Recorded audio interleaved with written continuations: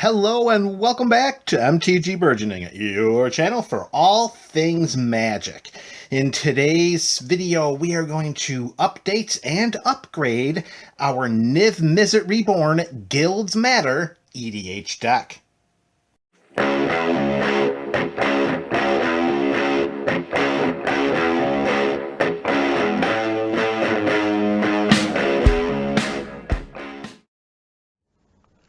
Thank you for choosing MTG Burgeoning for your Magic the Gathering content. Give us a thumbs up if you enjoyed this video and consider becoming a subscriber. Doing so supports the channel and makes you eligible for our various subscriber rewards series. If you would like to support the channel further, then click the link to our Patreon page in the description below. There you can join our ongoing Pack Wars series as a 1-month supporter or ongoing member. Or try joining Pack Wars for free by commenting on every MTG Burgeoning video in a month. We strive to offer creative rewards through our various Patreon tiers. So if Pack Wars isn't for you, then something else will be. Links to our content and various subscriber rewards series can be found in the description below. Send us an email, follow us on Twitter, follow us on Instagram. We are your channel for all things magic.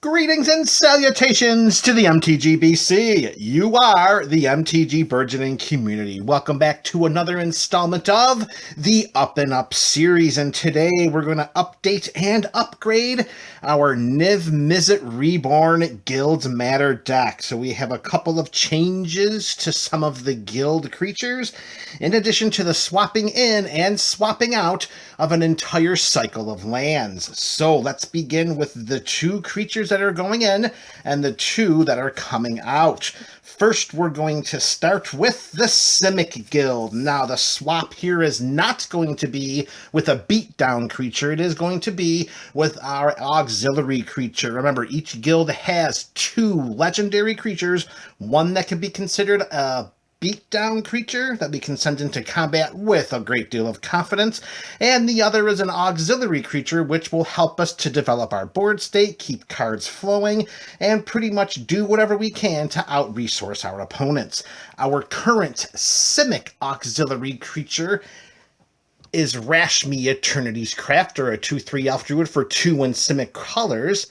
Whenever we cast our first spell each turn, we reveal the top card of our library, and if it's a non-land card with a mana value less than that spell's cost, we get to cast it without paying its mana cost, and if we don't, we can put that card into our hands. So Rashmi gives us this kind of pseudo cascade or card draw ability in the Simic auxiliary spot. So, replacing her would have to be some kind of other auxiliary creature that does what she does and does it better. And here we have, for the exact same mana value of 2 in Simic colors, we have Alando the Seer. And instead of a 2/3 body, Alando here is a 3/5. Here we get to tap to draw a card, and then we exile a card from our hand and put a number of time counters on it equal to its mana value. It gains, when the last time counter is removed from this card, if it's exiled, we may cast it without paying its mana cost. If we cast a creature spell this way, it gains haste until end of turn. And here's the big bonus. When we do this, we then remove a time counter from each other card we own in exile. So if we can keep Alando safe and let Alando tap to draw us a card, and then we exile that card from our hand, we are going to be able to get so many cards into exile with time counters on them, and then we get to speed up the process of getting these cards into play because we get to remove time counters on them each time Alando does his thing. In my mind, Alando is a fantastic upgrade over Rashmi. Same exact investment in mana with a bigger body and does so much more to develop our board state. Rashmi is out and Alando is in. Our next creature that's coming out, it is our Azorius auxiliary creature. And right now holding that title, but only for a few more moments, is Wrath Capuchin Ship's Mage. Here we have a 3/3 flyer with flash for 2 in Azorius colors, and Wrath allows us to cast historic spells as though they had flash. Now, For anyone who's unfamiliar with what a historic spell is, a historic spell are artifacts, sagas, and any legendary permanents. Now, for the purposes of this Niv-Mizzet Guilds Matter deck, there are no artifacts in this deck. It is an artifactless deck because every single spell on this deck is exactly 2 colors. So Wrath is not going to give us the benefit of artifact flash casting.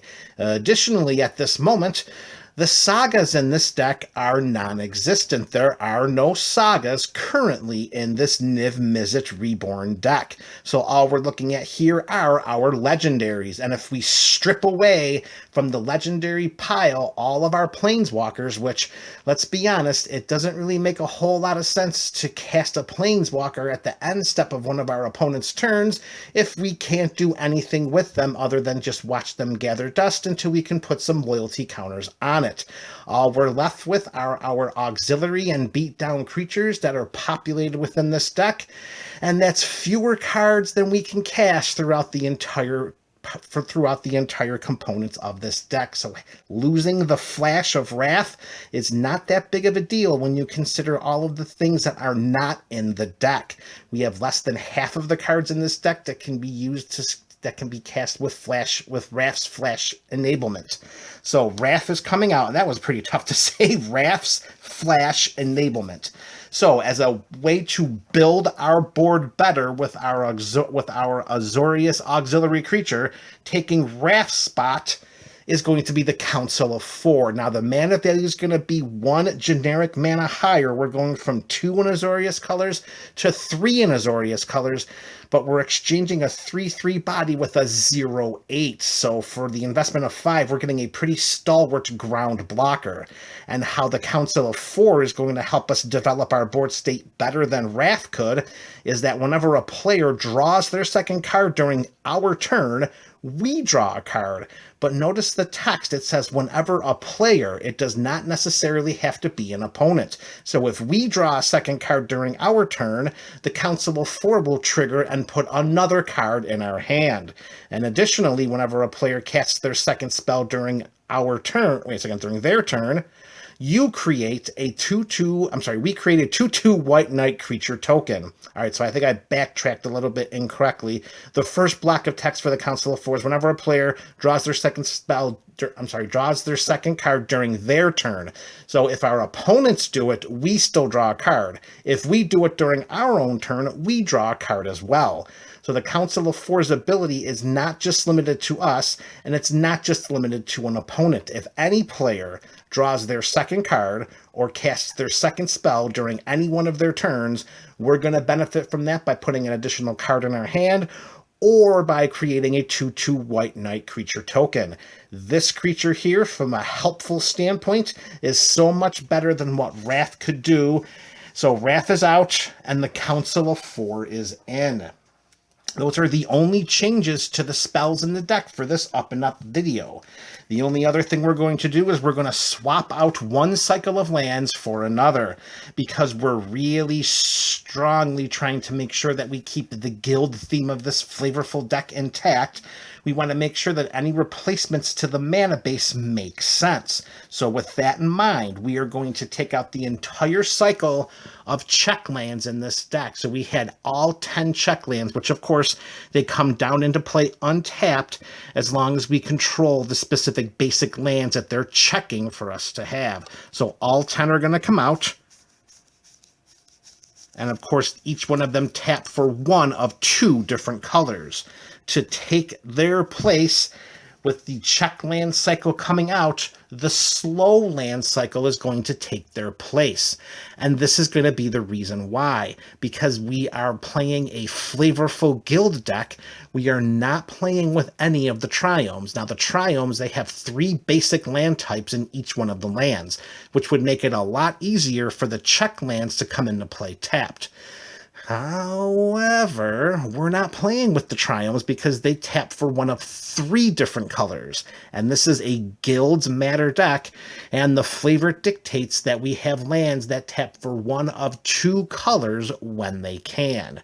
So with that in mind, the check lands will come out in order to make room for the slow lands that, as long as there are 2 other lands on the battlefield under our control, these lands will come into play untapped each and every time. This is going to help accelerate the mana base, and it's going to make sure that we can maintain tempo and cast spells each turn without fear of having one of the check lands ETB tapped. So we have all 10 of the slow lands are going in. They are going to take the place of the check land cycle. 10 slow lands in and 10 check lands out. And there you have it, MTG BC Up and Up series with Niv-Mizzet Reborn and our Guilds Matter EDH deck. Let me know about these changes in the comment section below. This is MTG Burgeoning, your channel for all things Magic.